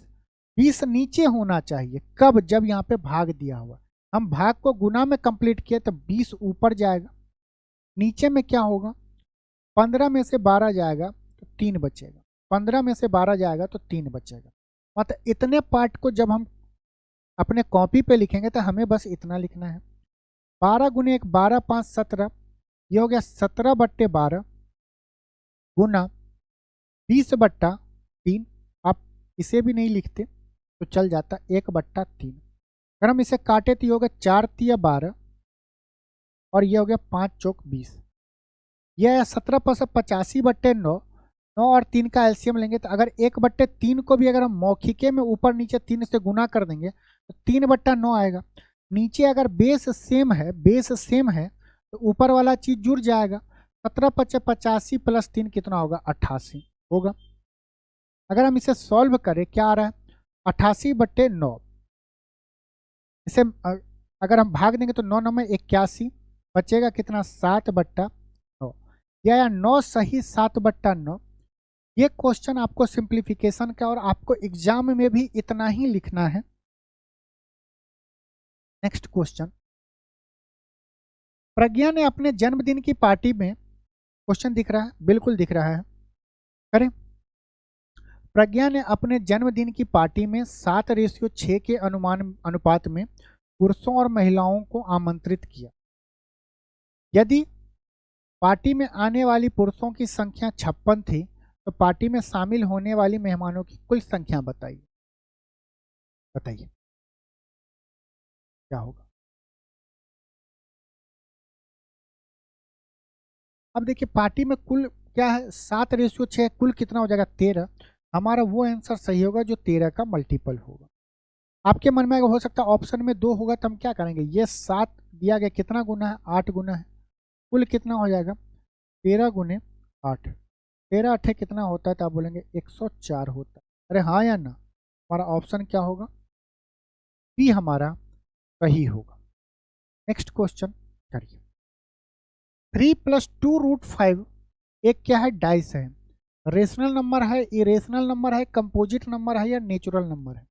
रेशनल नंबर क्या होता है? P/Q के फॉर्म में होना चाहिए, जो कि हम इसे नहीं लिख सकते तो ऑप्शन ए नहीं होगा। कंपोजिट नंबर क्या होता है? ऐसा नंबर जिसका फैक्टर मोर देन 2 होना चाहिए, जैसे 4 एक कंपोजिट नंबर है जिसका फैक्टर क्या है? 1 है, 2 है और वो संख्या अपना ही है। मतलब अगर पूछा जाए सबसे छोटा कंपोजिट नंबर क्या होगा? 4 होता है। 2 और 3 कंपोजिट नंबर नहीं होगा क्योंकि इसके फैक्टर क्या है? 2 ही हैं। और कंपोजिट नंबर वो होता है जिसका फैक्टर मोर देन 2 होना चाहिए, ये भी नहीं होगा। नेचुरल नंबर आपको पता ही है, कमेंट में बताएगा तो ये भी नहीं होगा। ये इरेशनल नंबर होगा। इरेशनल नंबर क्या होता है? इसे हम क्या करें? P/Q के फॉर्मेट में नहीं लिख रहे हैं, उसमें क्या हो? दोनों चीज मिला रहता है। इसे हम P/Q के फॉर्मेट में नहीं लिखेंगे, ये इसलिए रेशनल नंबर नहीं होगा। कंपोजिट नंबर, इसके 2 फैक्टर रूट दिया गया, नहीं होगा, 2 से ज़्यादा नहीं होगा। हमारा क्या होगा? ये रेशनल नंबर होगा। ऑप्शन बी हमारा सही है। ये देखिए, किसी घन का क्या दिया गया? डायगोनल दिया गया 8√3 है। इस घन का आयतन बताइए। तो जब हम क्यूब का वॉल्यूम निकालते हैं इन टर्म ऑफ डायगोनल तो क्या होता है? D/√3 का क्यूब होता है। D/√3 का क्यूब होता है। कब? किस टर्म में? जब डायगोनल आपको क्वेश्चन में दिया रहता है। डायगोनल कितना दिया गया है? 8√3 दिया गया है। 8√3 डिवाइड बाय √3 का क्यूब करेंगे। √3 से √3 चला जाएगा। 8 का क्यूब कितना होता है? 512 होता है, जो कि हमारा ऑप्शन सी सही है। वैसे आपको पता है कि डायगोनल बराबर क्या होता है? A√3 होता है।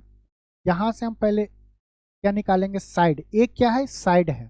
डायगोनल दिया गया 8√3 बराबर A√3 होगा। √3 से √3 चला गया, ये आ गया। साइड का वैल्यू 8 और क्यूब का वॉल्यूम क्या होता है? In term of side A cube होता है। तो यहाँ से भी 8 का क्यूब करेंगे तो 512। हमें इतना क्यों करना है? बिल्कुल नहीं करना। अगर डायगोनल दिया गया है तो हमें पता है कि क्यूब का डायगोनल के फॉर्म में हम वॉल्यूम कैसा निकालते हैं? D/√3 का क्यूब। नेक्स्ट क्वेश्चन, एक त्रिभुज की भुजाओं के मापों का अनुपात यहाँ दिया गया, यदि यह किस प्रकार का त्रिभुज है? बताइए। ये बहुत बेसिक क्वेश्चन है। हमें लगता है ये हर एक स्टूडेंट को बताना चाहिए, लेकिन बहुत सारे स्टूडेंट को याद नहीं है। देखिए, जब भी आपको स्टेप में दिया गया हो, जो भी साइड दिया गया उसे आप असेंडिंग ऑर्डर में बढ़ते हुए क्रम में लिखना है। हम मान लेते हैं कि तीन जो साइड है ए, बी और सी, वो इस फॉर्म में है, ए से बड़ा बी और बी से बड़ा सी है। वो ऑब्ट्यूज एंगल क्या होगा? जब आपको दो भुजा ए का स्क्वायर प्लस बी का स्क्वायर छोटा होगा सी के स्क्वायर से, तब वो कहलाता है अधिक कोण ऑब्ट्यूज एंगल त्रिभुज होगा। राइट एंगल ट्रायंगल क्या होगा? A square plus B square बराबर सी स्क्वायर। और न्यून कोण क्या होता है? A square plus B square is greater than C square. ये क्या होगा? सी स्क्वायर होगा। यहाँ पे दिया गया 3:4:5 दिया गया। अब अगर इसका स्क्वायर करते 3 का स्क्वायर 9, 4 का स्क्वायर 16, 5 का स्क्वायर 25। 9 और 16 कितना होता है? 25 होता है, जो कि इक्वल है 25 के। मतलब इस टाइप के जो रेशियो में जो भी ट्रायंगल बनेंगे वो कैसा बनेगा? राइट एंगल ट्रायंगल बनेगा। अगले क्वेश्चन पे चलते हैं। दिया गया है कि रूट के अंदर में 8 - 2√15 दिया गया है, इनमें से किसके बराबर है? देखिए, बीच में माइनस है, मतलब कि a माइनस बी होगा, तो हमारा प्लस वाला नहीं होगा। ये देखिए कि 8, ये जो √15 है ना, आप उसको किस में ब्रेक कर सकते हैं? तो आप बोलेंगे √5 गुना √3 लिख सकते हैं, √5 गुना √3 लिख सकते हैं। इसका स्क्वायर करेंगे तो क्या आना चाहिए? ये वाला चीज आ रहा है क्या? 5 √5 का स्क्वायर 5, √3 का स्क्वायर कितना होगा? 3, 5 3 8। तो हमारा आंसर क्या होगा? √5 और √3 होगा। अब बीच में माइनस होना चाहिए, तो कौन सा ऑप्शन है? ऑप्शन डी हमारा सही है। लेकिन आप इसे अगर बेसिक से करना चाहें तो माइनस देख रहे हैं, तो इस टाइप के क्वेश्चन में या तो आपको a प्लस बी के स्क्वायर के फॉर्म में होगा या a माइनस बी के स्क्वायर के फॉर्म में होगा क्वेश्चन। रूट दिया गया है रूट दिया गया है अंदर में तुरंत देखिए, ये अगर हमें क्या करना था, जो ये वैल्यू दिया गया माइनस के बाद दिया गया, इसे हम किस फॉर्मेट में तोड़ना चाहते हैं? 2 × AB के फॉर्मेट में। तो है ही, √15 को हम क्या लिख सकते हैं? 5 × 3। इसे अगर हम और फर्दर करें तो ये क्या होगा? √5 × √3 होगा। माइनस, हम इसमें से क्या होगा? जो बड़ा नंबर होगा उसे हम a मान लें, तो ये मान लें कि √5 का स्क्वायर प्लस √3 का होल स्क्वायर -2 × √5 × √3। ये क्या होगा? a square plus B square -2 × AB। जब हम इससे कंपेयर करेंगे तो इसका फॉर्मूला क्या होता है? a माइनस बी का होल स्क्वायर।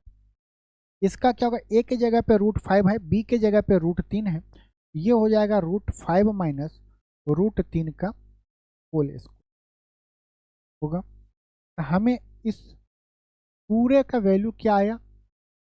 √5 माइनस √3 का होल स्क्वायर का हमें क्या है? स्क्वायर रूट है। ये स्क्वायर रूट से स्क्वायर कट जाएगा, तो क्या बचेगा? √5 माइनस √3। आपको इस क्वेश्चन में माइनस देखना है या प्लस? अगर प्लस होगा तो क्या होगा? a प्लस बी के फॉर्मूला पे होगा, माइनस होगा तो a माइनस बी के फॉर्मूला पे होगा। और आपको इस तरह से बेसिक से इसको सॉल्व करना है। अगला क्वेश्चन देखिए, क्वेश्चन में दिया है कि the selling price of 9 articles is equal to the cost price of 15 article. In this transaction there is a profit होगा या लॉस होगा, ये हमें बताना है।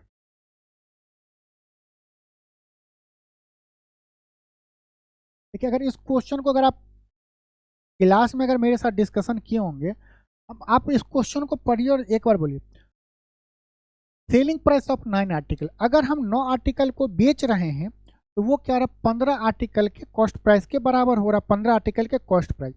इसका मतलब हुआ कि हम हर 9 आर्टिकल को बेचेंगे, हर 9 आर्टिकल को बेचेंगे तो हमें कितना पैसा मिलेगा? 15 आर्टिकल के बराबर मिलेगा। 15 आर्टिकल का कॉस्ट प्राइस के 15 आर्टिकल के बराबर मिलेगा। 9 आर्टिकल को बेचने पे 15 आर्टिकल मिल रहा है, कितना ज़्यादा मिल रहा है, 6 आर्टिकल ज़्यादा का हमें पैसा मिल रहा है। मतलब हम रोज़ मार्केट में जाएंगे, 9 आर्टिकल बेचेंगे, 6 आर्टिकल एक्स्ट्रा का पैसा लेके आ जाएंगे। ज़्यादा लाने का मतलब क्या हो कि प्रॉफिट परसेंटेज में बताने के लिए 100% से गुना करेंगे। ये क्या आ गया, 3 से काटेंगे, 3 दूनी 6, 3 तिया 9, 1/3 होता है 33 सही 1/3 या 33.33%। डबल करेंगे तो 66.66%। और जब आप यहाँ पे जब ज़्यादा आ रहा है ना तो प्लस में लिखा करिए। प्लस आपको लास्ट के सॉल्यूशन में ये इंडिकेट करेगा कि प्लस मतलब कि गेन हो रहा है, और कम होता तो माइनस लिखते, माइनस मतलब क्या हो रहा है, लॉस हो रहा है। यहाँ पे प्लस में आ रहा है, गेन हो रहा है 66.6%। अगर आप ऐसे लिख के करना चाहें तो क्या है, 9 आर्टिकल का सेलिंग प्राइस बराबर 15 आर्टिकल का कॉस्ट प्राइस होता है। अगर हम सेलिंग प्राइस और कॉस्ट प्राइस का अगर रेशियो ले तो क्या होगा, 9/15। हम मान लेते हैं हर एक आर्टिकल का रेट क्या है, 1 रुपया, तो ये हो जाएगा 9 आर्टिकल, यहाँ पे 9 रुपया, यहाँ पे 15 रुपया। 9 रुपया के चीज़ को 15 रुपया में बेच रहे हैं, प्रॉफिट हो रहा है। प्रॉफिट परसेंटेज निकालेंगे तो क्या आएगा, 9 ऊपर में आएगा 6 गुने 100 कर देंगे, इसका वैल्यू कितना आ जाएगा, 66.66%। एग्जाम में इतना लिख के इतना सेकेंड क्यों आपको बर्बाद करना है, आप डायरेक्ट भी इस चीज़ पे कर सकते हैं। नेक्स्ट क्वेश्चन देखिए, एक निश्चित धनराशि को 3 मित्र राजीव, केवल और अमित इस रेशियो में दिया गया, राजीव, केवल और क्या दिया गया, अमित, के अनुपात में विभाजित किया गया है। यदि अमित का हिस्सा केवल के हिस्से से 15 अधिक है, अमित का हिस्सा केवल से 15 अधिक है, यहाँ पे रेशियो में कितना अधिक है, तो 3 यूनिट अधिक है, 3 नहीं 4 यूनिट अधिक है। 4 का वैल्यू कितना दिया गया है, 15 रुपया, 4 का वैल्यू 15 रुपया दिया गया। तो हमें बता, तो विभाजित की गई धनराशि कितनी थी, मतलब कि वो टोटल अमाउंट बताना है। टोटल अमाउंट कितना होगा, 7, 3, 10, 2, 12। हमें बताना 12 यूनिट का वैल्यू बताना है, 12 यूनिट का वैल्यू क्या होगा। अब लड़का क्या होगा, परेशान, पहले 1 यूनिट निकालेगा, फिर 12 से गुना करेगा, दशमलव में आएगा, नहीं करना। आपको उसके यहाँ जाने का जैसा रास्ता आसान लगे उस रास्ते से जाइए। 4 का ये कितना गुना है, 3 गुना है, तो 15 का भी ये कितना होगा, 3 गुना होगा, 45। तो 12 यूनिट का वैल्यू कितना होगा, 45, तो वो अमाउंट कितना होगा, 45 रुपया। तो देखिए सॉरी, आपको क्वेश्चन जब सॉल्व कर रहे हैं और जब उसका सॉल्यूशन कर रहे हैं तो आपको देखना है कि हम किस वे में जाएं। अगर हम यहाँ से 1 यूनिट निकालते ना तो हमें ज़्यादा टाइम लगता, आंसर तो आता लेकिन ज़्यादा टाइम लगता। अगर हम ऐसे गए हैं तो हमें आसान हो गया, 4 का 3 गुना तो 15 का 3 गुना 45 है। आप भी करते होंगे, जब वहाँ जाते होंगे और रास्ता बहुत सारा होगा मुलाकात करने का। अगर एक रास्ते पे अगर उनके पिताजी खड़े हैं डंडे लेके और दूसरे रास्ते पे उसका भाई खड़ा है, तो तीसरा रास्ता आप क्या करते हैं, किस होके जाते हैं वो आपको पता ही है। क्यों, क्योंकि वो आपको आसान रास्ता नज़र आता है, डंडा खाने से आसान है। उसी तरह यहाँ पे टाइम बर्बाद करना मतलब कि डंडा खाना। ये क्वेश्चन करिए, भूमि पर किसी मीनार के शीर्ष बिंदु, देखिए ये बहुत अच्छा क्वेश्चन है, एग्जाम में बहुत बार पूछा है। हम चाहते हैं इसका आपको डायग्राम लेके समझा दें। आप तब तक इस क्वेश्चन को पढ़िए, तब तक हम इस क्वेश्चन का हम क्या करते हैं, डायग्राम बनाने का कोशिश करते हैं।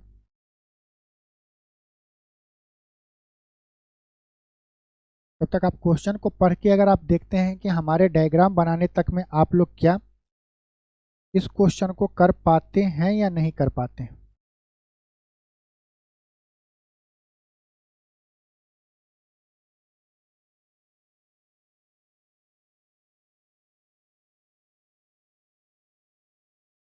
हुआ क्वेश्चन,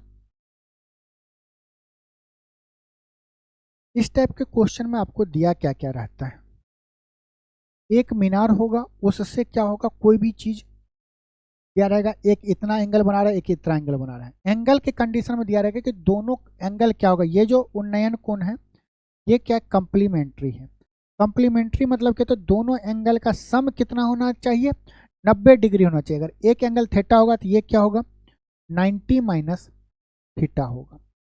यहाँ पे आपको दिया रहता है, ये डिस्टेंस आपको दिया रहेगा x, और ये पूरा डिस्टेंस दिया रहता है जिसे हम y बोलते हैं, हमसे ये हाइट एग्जाम में पूछता है। तो h जो होगा वो होता है under root x into Y. Class में ऐसा क्यों होता है ये हम आपको बताए हैं। क्यों के चक्कर में अगर पढ़ेंगे आप तो बहुत लंबा इसमें प्रोसेस लगेगा।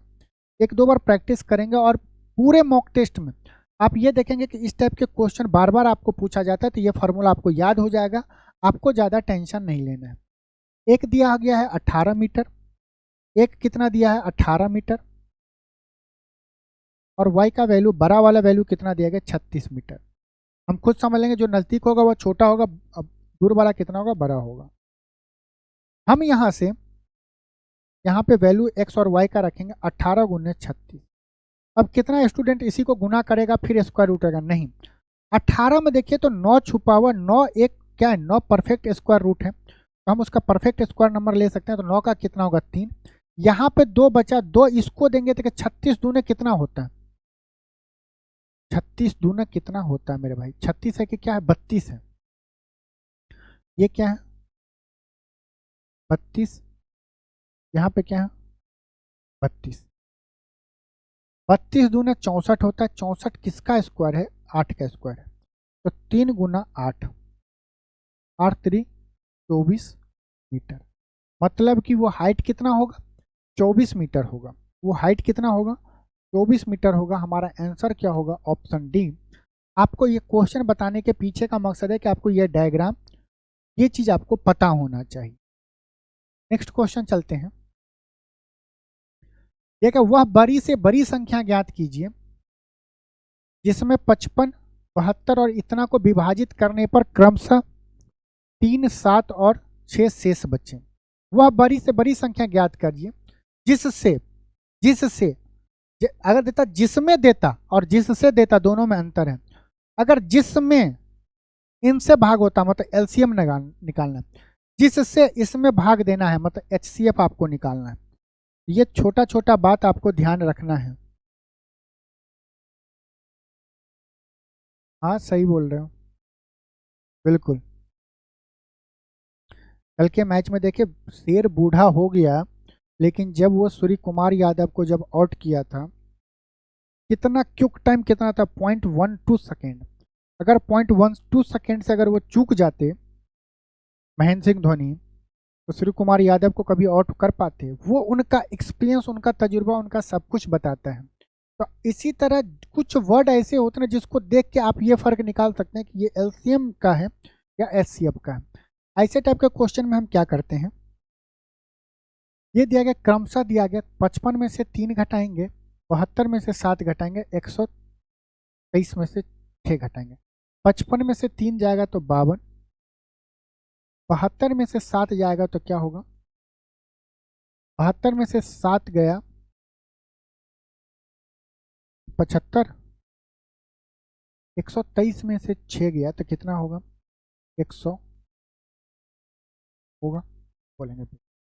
हमें एचसीएफ निकालना है तो कोई भी दो नंबर का डिफरेंस लेते हैं। डिफरेंस हम वो छोटा से छोटा डिफरेंस लेते हैं जो आसानी से हम कैलकुलेट कर सकें। 52 और 75 का डिफरेंस कितना है, और ये 75 नहीं, ये क्या होगा 65 होगा ना। 52 और 65 का डिफरेंस कितना होगा 13 का। देखिए 13 क्या है, प्राइम नंबर है, मतलब इसका हम फैक्टर नहीं कर सकते हैं। 13 से 52 डिवाइड हो रहा है तो हो रहा है, 13 से 65 डिवाइड हो रहा है, 13 55 65, 13 से ये डिवाइड हो रहा है, मतलब कि ये इसका क्या होगा, एचसीएफ होगा। हम क्या करते हैं, जो क्रमशः बच रहा है पहले उसको माइनस कर देते हैं, जो भी वैल्यू आएगा उसका हम एचसीएफ निकालते हैं। इस क्वेश्चन का एचसीएफ क्या होगा, ये मतलब कि वो बड़ी से बड़ी संख्या 13 है, जिसे अगर हम 55 में भाग देंगे तो 3 बचेगा, 72 में भाग देंगे तो 7 बचेगा, और 123 में भाग देंगे तो 6 बचेगा। नेक्स्ट क्वेश्चन, एक पूल में 3 नल हैं ये क्वेश्चन वैसे पाइप एंड सिस्टम का है, बस यहाँ पे एक बात हमें बताना था, इसीलिए इस क्वेश्चन को आपको पूछा गया। एक पुल में 3 नल है, पुलों को भरने के लिए पहला जो नल है वो 4 दिन में भर रहा है, दूसरा जो नल है वो 2 दिन में भर रहा है, तीसरा जो नल है वो 12 घंटे में भर रहा है। जब देखिए दो चीज दिन में है, मतलब हर एक का क्या होना चाहिए, यूनिट सेम होना चाहिए। या तो हम दिन को घंटे में कन्वर्ट कर लें या इस घंटे को हम दिन में कन्वर्ट कर लें। अगर हम दिन को घंटे में करते हैं तो हमें पता है एलसीएम लेना पड़ेगा, तो 4 दिन मतलब 24 चौके हमें करना पड़ेगा, एलसीएम हार्ड होगा। हम 12 घंटे को अगर दिन में कन्वर्ट करें तो ये क्या होगा, आधा दिन। आधा तो समझते ही होंगे। इस तीनों का एलसीएम लेना है तो हम क्या करते हैं ना कि जो फ्रैक्शन है उसको छोड़ दो, 4 और 2 का एलसीएम कितना होगा, 8। उस पुल में है, तीनों नलों का उपयोग करके पुल को भरने में हम मान लें कि उस भरने में जो है 8 ही, मतलब कि हम मान लीजिए 8 हो गया। अब हमें क्या करना है कि हमें इतना भरना है।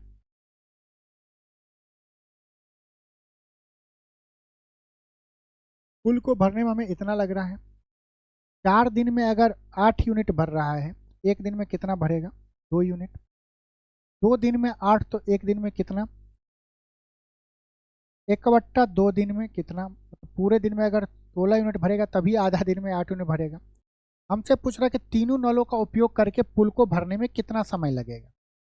एक दिन में 2 यूनिट, 4 यूनिट, 16 यूनिट, हमें टोटल कितना भरना है, 8 यूनिट। टोटल को जोड़ेंगे तो 6 4 10 2 22, हमें इतना दिन लगेगा, 8/22 दिन। अगर हम इसे थोड़ा सा सॉल्व करेंगे तो ये क्या होगा, 4/11 दिन। लेकिन हमें दिन में तो बताना नहीं है, हमें क्या बताना है, घंटे में बताना है। आवर में बताने के लिए दिन को घंटे में कन्वर्ट करेंगे तो 24 से गुना कर देंगे। 24 चौक कितना होता है, 96/11। 11 से भाग देंगे तो 11×8 = 88, बचेगा कितना, 8/11 घंटा बचेगा, आवर। मतलब यहाँ पे दो चीज़ के हमें दिन में कन्वर्ट करना है कि आवर में कन्वर्ट करना है, ये चीज़ आपको पता होना चाहिए। फिर जब दिन में आ गया, लेकिन दिन में तो एक ही जगह आंसर है जो कि हमारा नहीं आ रहा है, हम एक बार इसको क्या किया, घंटे में कन्वर्ट किए, घंटे में कन्वर्ट किए तो हमारा आंसर आ गया। हमारा आंसर कौन सा है, ऑप्शन डी हमारा सही है। नेक्स्ट क्वेश्चन है, सिंप्लीफाई करना है। देखिए इस टाइप के क्वेश्चन सिंप्लीफिकेशन का है, बहुत आसान है। और आप गौर से देखिए, दशमलव का 2 डिजिट 2 डिजिट 2 डिजिट, यहाँ पे 3 डिजिट है। तो आंसर में अगर 0 दशमलव के बाद नहीं आ रहा, मतलब कि 3 डिजिट कम से कम कंटेन होना चाहिए। यहाँ पे 2 डिजिट है, यहाँ पे 2 डिजिट है, यहाँ पे 2 डिजिट है, यहाँ पे 3 डिजिट है। तो हमारा यही होगा कि आंसर में भी दशमलव का 3 डिजिट होना चाहिए। अगर ये चीज़ आपको नहीं समझ में आ रहा है, अगर आपके मन में आएगा कि मान लीजिए सर 2 ऑप्शन में 3 डिजिट होगा, तो हम यूनिट डिजिट देखेंगे, यहाँ पे 4 है, यहाँ पे 4 है, उससे भी हो गया। इस क्वेश्चन को आप पूरा सॉल्व करके देखेंगे तो कैसे सॉल्व करना, ये मेथड देखिए। दशमलव का 3 डिजिट है तो हर एक जगह दशमलव का आप 3 डिजिट बनाने का कोशिश करिए, बना दिए। यहाँ पे तो दशमलव नहीं है तो हमें पता है कि 43 आएगा। तो इसको जोड़े, 4 0 0 0, यहाँ पे 4 आएगा, यहाँ पे 4 आया, फिर हम 0 गए, 4 और ये 0 4, और यहाँ पे एक ही 0 होगा, 4 3, फिर 6 6 और 4 10, 10 4 14, 14 और 8 कितना होगा, 22, 22 का 2 दशमलव 2 बचा। तो 43 और 2 45, दशमलव के बाद तो 43 2 45, 4 45 4 49, 49 4 49 और 4 कितना होगा, 53, 53 और 44 कितना होगा, 97। हमारा इस क्वेश्चन का आंसर क्या होगा, ये आया डिटेल सॉल्यूशन करने। आप इस टाइप के कौन सा, अगर एक ही जगह पे 3 डिजिट है और यहाँ पे क्या है, यूनिट डिजिट से मैच करके कर लेंगे, 2 ऑप्शन होगा यूनिट डिजिट से होगा। अगर और होता तो आप 2 डिजिट तक जोड़ के देखते, 7 4 मैच कर रहा है, हम टिक लगा के बढ़ जाते हैं। तो चलिए आज की क्लास में हमने इतना कुछ पढ़ा है, पूरा का पूरा 30 क्वेश्चन हम लोग कर लिए हैं मॉक टेस्ट सेकेंड में। मिलते हैं नेक्स्ट मॉक टेस्ट में। कोई भी डाउट हो तो आप ज़रूर पूछिएगा कमेंट सेक्शन में। टेलीग्राम पे आपको हम इसका PDF अपलोड कर देंगे, आप वहाँ से सारे क्वेश्चन को खुद से भी एक बार प्रैक्टिस करने का कोशिश करिएगा। चलिए मिलते हैं नेक्स्ट क्लास में, तब तक के जय हिंद, नमस्कार।